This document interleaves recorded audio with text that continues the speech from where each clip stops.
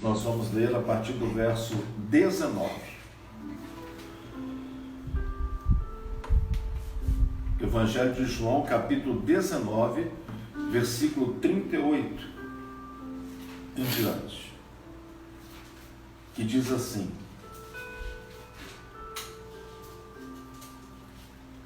Depois disto, José de Arimateia, o que era discípulo de Jesus, mas oculto, por medo dos judeus, rogou a Pilatos que lhe permitisse tirar o corpo de Jesus. E Pilatos lhe permitiu. Então foi e tirou o corpo de Jesus.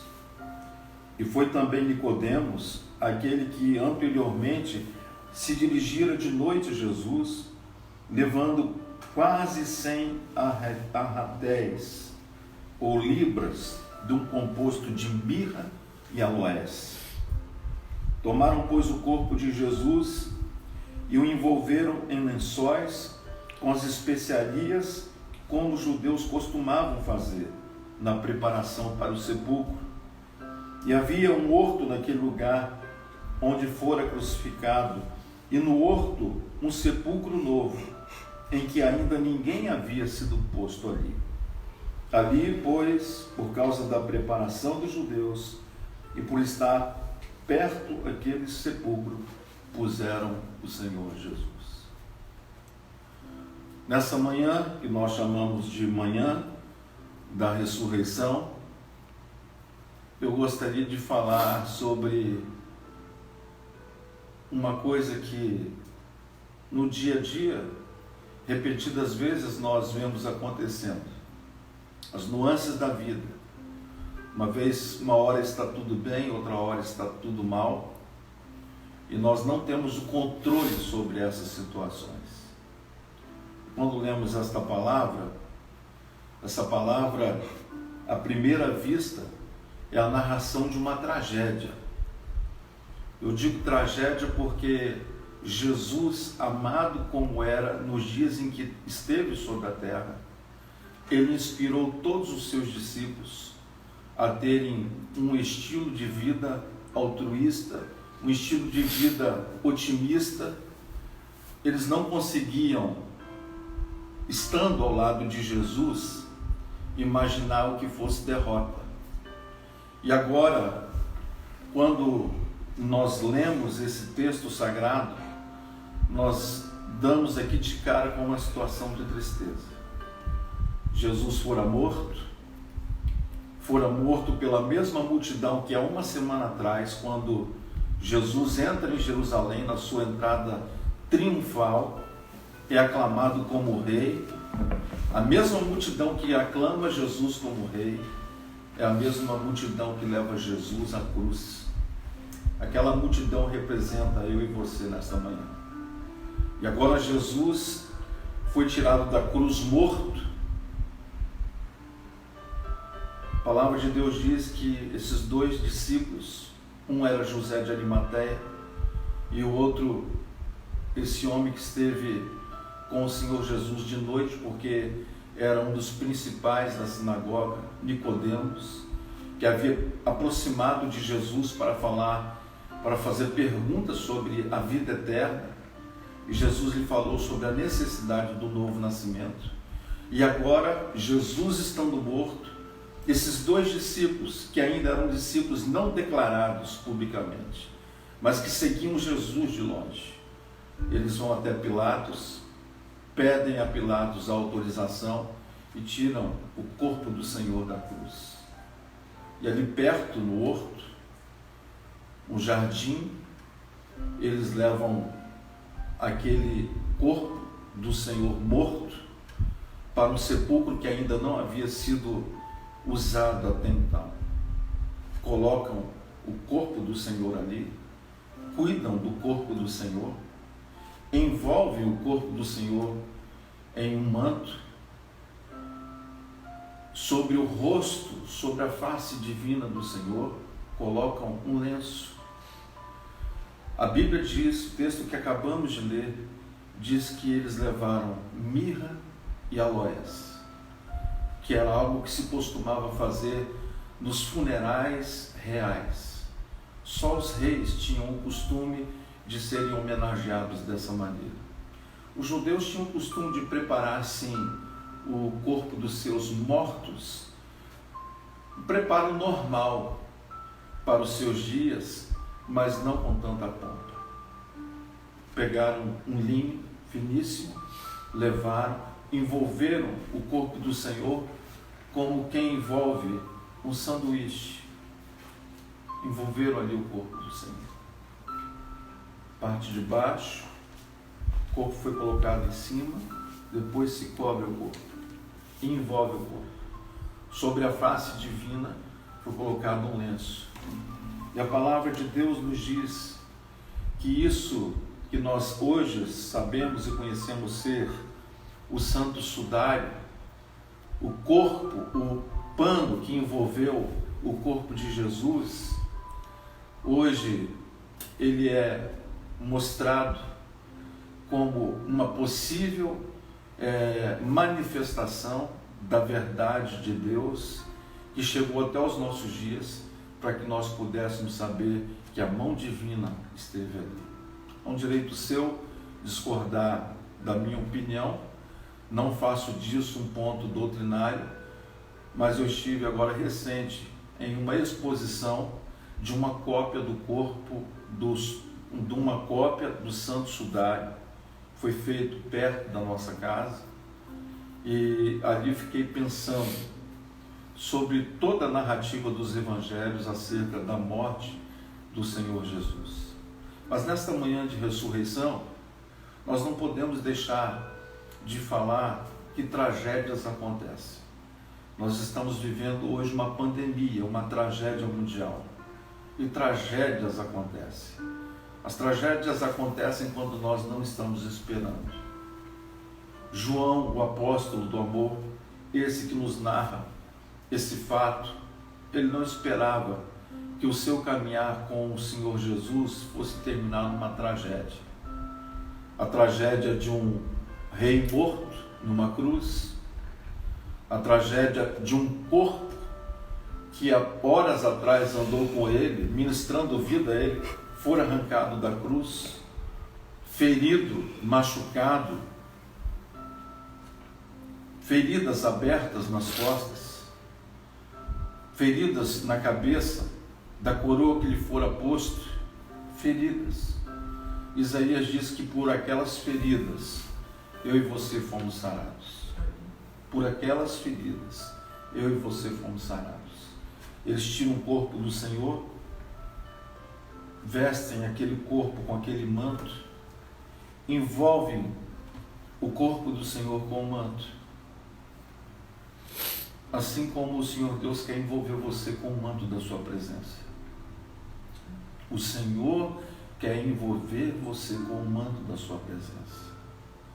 Aqueles dois discípulos, então, até então anônimos, vão até o sepulcro, colocam o corpo, preparam o corpo, mas no coração deles havia tristeza. João era testemunha de tudo isso que estava acontecendo. Eu penso que quando se fala sobre a manhã da ressurreição, nós não podemos esquecer que na cabeça de João, até então, isso tudo era um mistério. Porque quando nós estamos vivendo um problema, estamos dentro de um problema, nós não sabemos como esse problema vai terminar. Se esse problema vai acabar bem, ou se esse problema vai acabar mal. Então pegam aquele tecido, uma roupa de morte. E eu acredito que nenhum de nós aqui gostaríamos de parar para pensar em fazer um culto fúnebre e dizer assim: eu quero ser sepultado com essa roupa. Nem eu creio que o Senhor Jesus tenha escolhido ter sido sepultado com aquele tecido que chamamos de um tecido sagrado, porque envolveu o sagrado corpo do Senhor. Ninguém pensa hoje em chegar a uma loja e dizer assim: eu quero comprar uma roupa linda de morrer. Mas para que você quer a roupa linda de morrer? É para a minha morte. Ninguém planeja isso. Nem eu, nem você planejamos isso. E João era testemunha de tudo que estava acontecendo. Eu quero falar aqui sobre algumas coisas que esse texto nos fala, que nos dizem respeito nesta manhã. A primeira delas é que nas tragédias da vida, o Senhor Jesus poderá surpreender você. Nas tragédias da vida, o Senhor Jesus poderá surpreender você.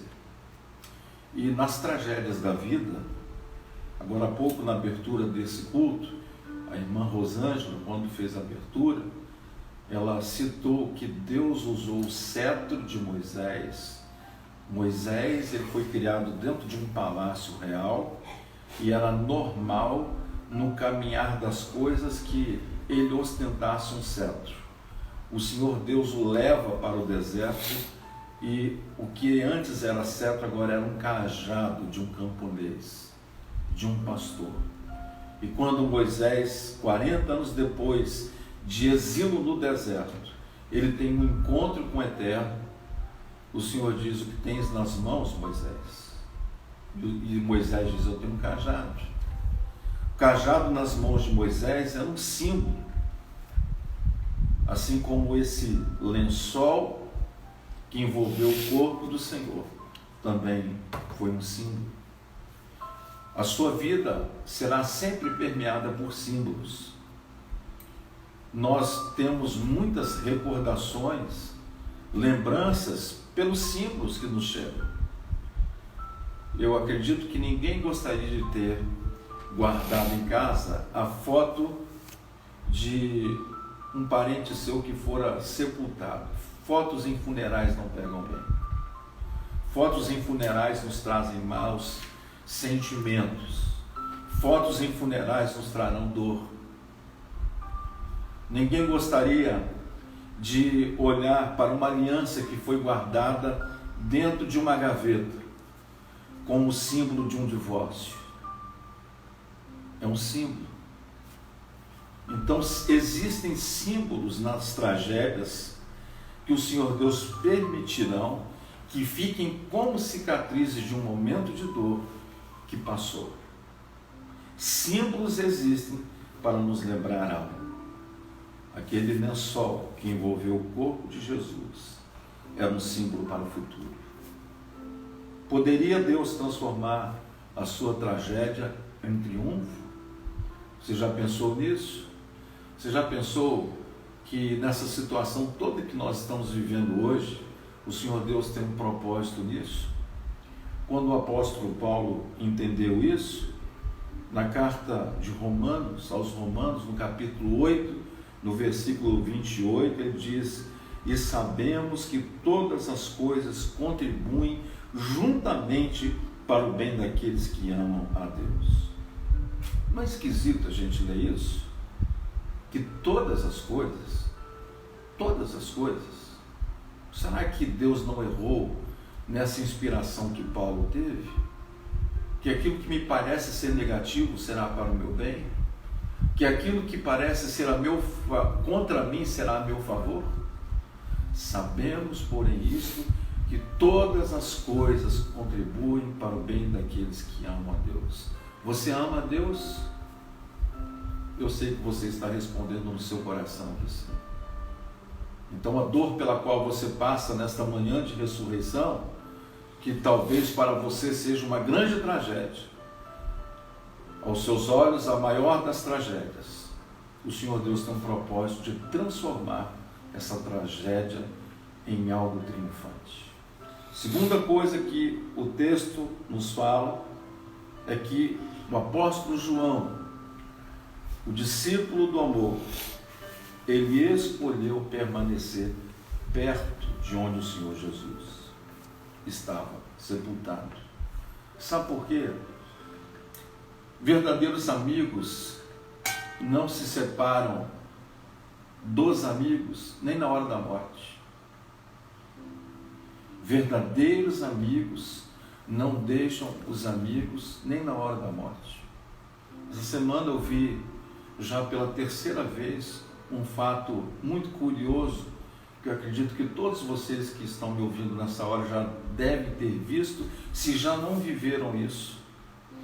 O primeiro fato aconteceu semana passada, quando eu recebi um vídeo de um moço que sofreu um acidente na rua, e a multidão o cercou, e a multidão estava tendo dificuldade em ajudar aquele moço, porque o seu cachorrinho estava ali protegendo ele. Ele não deixava ninguém chegar para ajudá-lo. Um amigo. Depois eu vi essa semana, no começo da semana, que encerrou ontem, uma foto de um cão que estava no sepulcro do seu dono. E ele morreu naquele sepulcro de fome, mas não deixou o seu amigo, que estava morto, sozinho. Amigos aparecem na hora da morte e permanecem conosco até depois da morte. É por isso que a Bíblia diz que há amigos mais chegados que o irmão. O texto nos diz que João escolheu permanecer. João ficou perto de Jesus. João escolheu não abandonar Jesus. João escolheu não abandonar Deus. Você tem abandonado o Senhor? Você tem deixado de seguir os passos do Senhor? O que tem se erguido em sua vida que tem impedido o seu caminhar com o Senhor? Eu penso que se eu estivesse perto de Jesus naquela ocasião da crucificação, eu sentiria muito medo. Eu tenho a coragem de dizer isso. Eu teria muito medo de ser achado como um discípulo dele. Hoje nós não temos talvez tanto medo, porque o Senhor nos deu o seu Espírito. E o Espírito Santo é o Espírito que nos traz ousadia e intrepidez. Ele anula o medo. E na medida em que nós vamos crescendo no temor e no amor ao Senhor, o medo vai embora. O temor ao Senhor é mais poderoso do que qualquer outro medo. Então João ficou ali, na beira do túmulo. E quando o texto fala, dizendo que ele estava ali, à beira do túmulo, você vai olhar um pouquinho mais para frente, a gente se pergunta, por que ele ficou ali? Por que ele não foi embora? Talvez a tristeza tivesse amarrado os pés dele. Talvez um senso de desorientação tivera deixado ele sem rumo. Será que ele estava sem dinheiro? Ou será que ele estava disposto também a morrer por ser um discípulo tão amado do Senhor? As tragédias na vida nos ensinam muitas lições. Deus quer nos falar através das tragédias. Eu tenho pensado nesses dias, nessa pandemia mundial, que Deus está nos falando.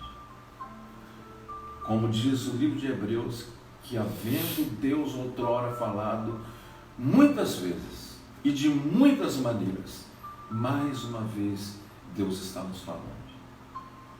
E nesse momento de reclusão, nesse momento em que muitos estão dentro de casa entediados, você precisa parar e perguntar para Deus: o que o Senhor está me falando? O que o Senhor quer me dizer nessa situação? Pense bem comigo.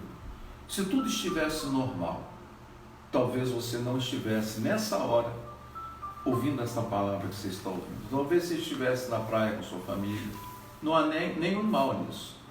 Não é nada de errado. Deus não fez a praia para ele, Deus vir tomar banho.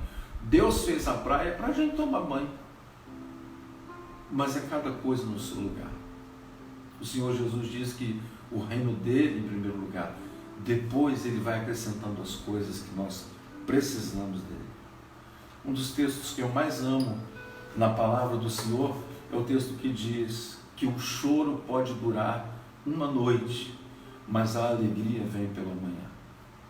O choro pode durar uma noite, mas a alegria vem pela manhã. Quanto tempo você tem chorado? Quanto tempo você está nessa situação que talvez tenha te cegado os olhos e roubado a centelha da fé e da esperança em você? Quanto tempo? Quanto tempo há? O texto sagrado diz, a partir do capítulo 20, verso 2, eu quero ler para você. Vou ler a partir do verso 1, capítulo 20. E no primeiro dia da semana, Maria Madalena foi ao sepulcro de madrugada, sendo ainda escuro, e viu a pedra tirada do sepulcro. Correu, pois, e foi a Simão Pedro e ao outro discípulo a quem Jesus amava, João, e disse-lhes: levaram o Senhor do sepulcro e não sabemos onde o puseram. Então Pedro saiu com o outro discípulo, João, e foram ao sepulcro. E os dois corriam juntos, mas o outro discípulo correu mais apressadamente do que Pedro, João, e chegou primeiro ao sepulcro. E abaixando-se, viu no chão os lençóis. Todavia não entrou. Ele viu os lençóis. Todavia não entrou. Chegou, pois, Simão Pedro, que o seguia, e entrou no sepulcro, e viu no chão os lençóis. Eles receberam uma notícia, tiraram o corpo de Jesus, alguma coisa estranha aconteceu, a pedra que estava com o selo de Roma fora violada, ela foi movida. Maria Madalena deu notícia, algo estranho, talvez sobrenatural tivesse acontecido. Pedro e João correram até o sepulcro para ver o que tinha acontecido. Deus quer que você saia do sepulcro em que você se encontra e corra em direção a Ele, corra em direção a Jesus. Sabe por quê?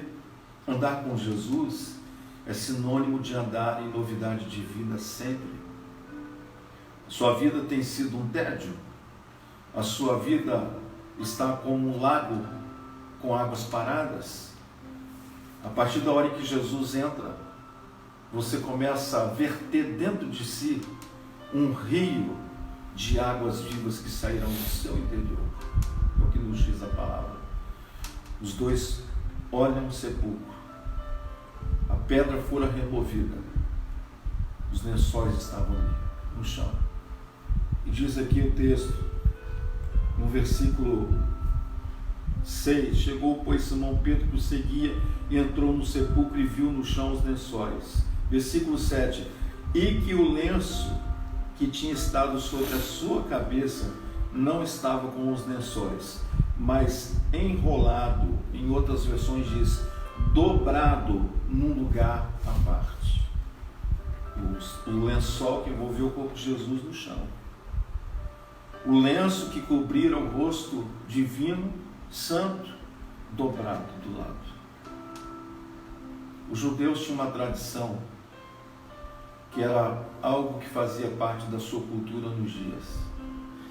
Algo que se dizia a respeito da relação senhor e servo. O servo que colocava a mesa para o seu senhor ceiar, almoçar, jantar, tomar o café da manhã, ele se posicionava à cabeceira da mesa ao lado do seu senhor. Não olhava o seu senhor frontalmente, ficava ali numa posição de reverência. E se o senhor tivesse terminado o seu lanche, a sua refeição, ele limpava as suas mãos naquele lenço, limpava a sua boca e pegava aquele lenço embolado e jogava em cima da mesa. Esse lenço embolado dizia: terminei, pode tirar a mesa. Mas se ele precisasse sair para atender alguém enquanto ceava e colocasse dobrado o lenço, ele estava transmitindo ao seu servo uma mensagem: eu ainda não terminei, eu voltarei. Texto sagrado diz aqui que eles viram que o lenço que tinha estado sobre a sua cabeça não estava com os lençóis, mas estava enrolado num lugar à parte. Jesus estava mandando uma mensagem: eu ainda não terminei, eu voltarei. Nós somos a igreja do Senhor Jesus, e nesses dias que antecedem a sua vinda, a manhã da ressurreição é para nós uma mensagem que em breve uma manhã celestial romperá o universo com poder e grande glória, e o Senhor nos tomará para o seu reino de luz, para o reino do Filho do seu amor. E nesse dia todos os olhos serão enxugados, toda lágrima será enxugada. A palavra de Deus diz que no céu não haverá dor, não haverá doentes, não haverá quem passa fome, ali também não haverá noite, porque o Senhor é a luz. Ali não necessitará de lâmpada, porque a glória do Senhor se manifestará em todo aquele lugar que o Senhor preparou para nós, e também brilhará sobre aqueles que pertencem ao Senhor. Nós ainda não fomos com o Senhor glorificados. O nosso corpo de morte ainda não fora transformado. Todos nós ainda gememos nesse corpo. Mas haverá o dia quando, na vinda do Senhor, aqueles que morreram em Cristo ressuscitarão primeiro, e nós, os que estivermos vivos, diz a palavra do Senhor, seremos subitamente transformados e arrebatados e levados ao encontro dele nos ares. Você passa por tragédia, a sua tragédia teve um início, mas ela terá um fim. Saia do seu túmulo. Primeira carta de Pedro, no capítulo 5, 10 diz: e o Deus de toda a graça, que em Cristo Jesus vos chamou a sua eterna glória, depois de haverdes padecido um pouco, Ele mesmo vos aperfeiçoará, confirmará, fortificará e fortalecerá. Ele mesmo, Senhor,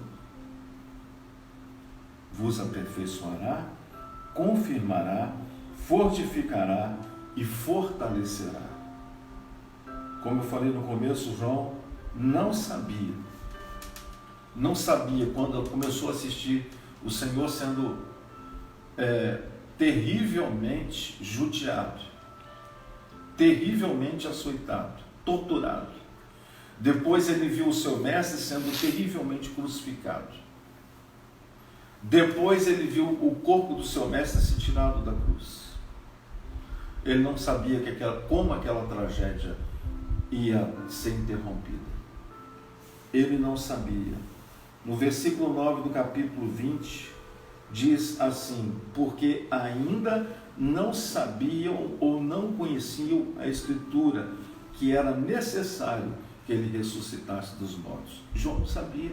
É ele mesmo que está escrevendo, que não se sabia. Muito embora houvesse esperança da ressurreição no fim dos tempos, ele não sabia, não havia discernido de que o Senhor iria ressuscitar. Hoje nós sabemos. Então você que está passando por um momento de tragédia, saiba que a mão de Deus está sobre você, guardando você, abençoando você, protegendo você. Você foi colocado de lado, você foi levado para um deserto.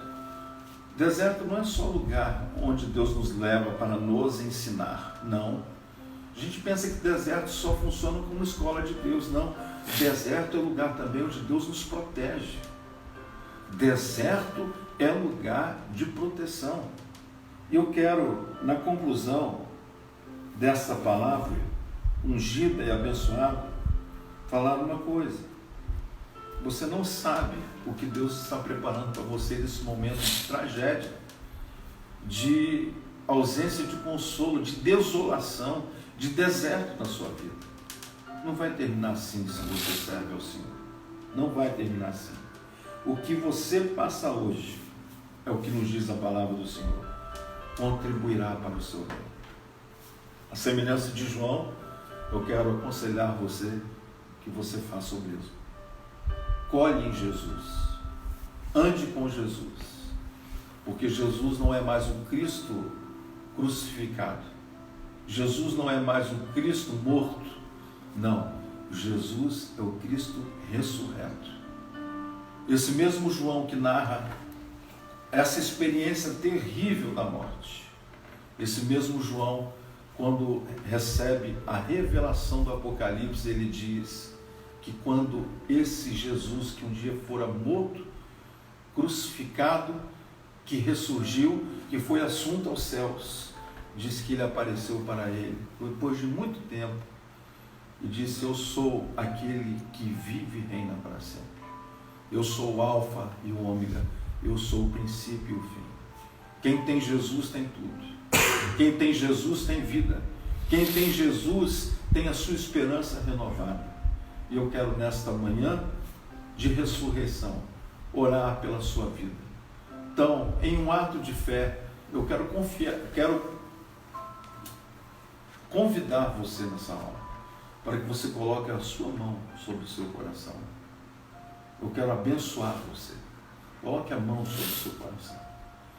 Senhor Deus, aqui estão irmãos a nos ouvir nesta manhã de ressurreição. E eu invoco sobre cada um deles a tua bênção.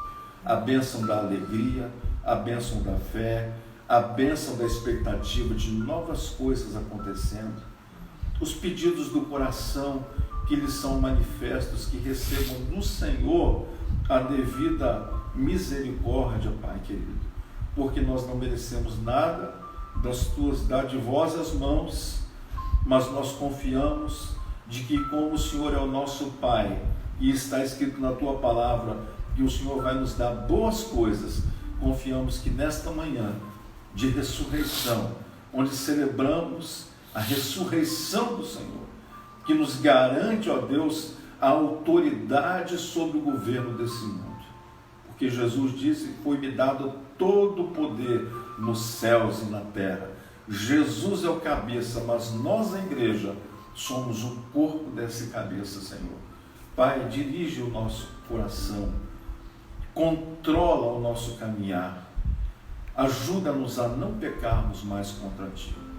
E eu quero abençoar os meus irmãos que me ouvem nesta manhã, com a Tua graça, com a Tua paz e com o Teu amor, em nome de Jesus. Amém e amém. Quero desejar a você uma feliz Páscoa, que seja um domingo abençoado para você, para a sua família. Como a irmã Rosângela falou agora há pouco no começo, nós estamos recebendo durante toda a semana, no período da manhã, entre 9 e 11 horas, os donativos para ajudarmos pessoas da igreja e pessoas fora da igreja que têm necessidade. Nós temos um critério para isso, para ajudar. Então, se você pode, traga uma cesta básica, 2, 10, 20, quantas você puder. Melhor é dar do que receber. Segunda coisa que eu quero dizer para você é que nós contamos com a sua contribuição financeira para mantermos as contas da igreja em dia. E que o Senhor Deus possa honrar a sua fé, o seu amor e a sua generosidade. Logo mais às 19 horas, nós estaremos transmitindo o culto que será celebrado na igreja. Nós não vamos abrir hoje ainda. Será feito via transmissão pela internet. A palavra que eu tenho nessa noite é uma conclusão desta palavra que eu comecei nesta manhã e não terminei ainda. Então, se ligue no Trono da Graça. Pontualmente hoje, às 18h57, nós já estamos no ar, e às 19 horas nós vamos ter o nosso culto acontecendo. Convide amigos seus para nos acompanharem e que o Senhor Deus possa te abençoar com poder e graça e muita alegria nesse domingo de Páscoa. A paz do Senhor.